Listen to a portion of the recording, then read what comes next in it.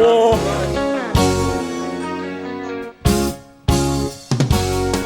alltså är det ett annat habel nu? Ja, det är alltid 100%. Men toppmotiverade och köra kvar vändning. Hjälpa att det kan bara bli bättre nu. Sean Karish tappar det så tar Sean för ryttar men vi får göra allt kan vi kunna för att göra ring för där och Sean vi tog som prestationerna hon ska vara bättre än Sams Möttamon och vi vet att prestationen och så är det nog också gott urslut så det är Alfa Omega och ja, det var en god början det gott av vi till nya timern on så det handlar om att bygga vidare på det som han säger så vi drar otroligt spänt. Och hur stor tydning har det att folk komma att sålla till kom? Ja, men det är allt att säga.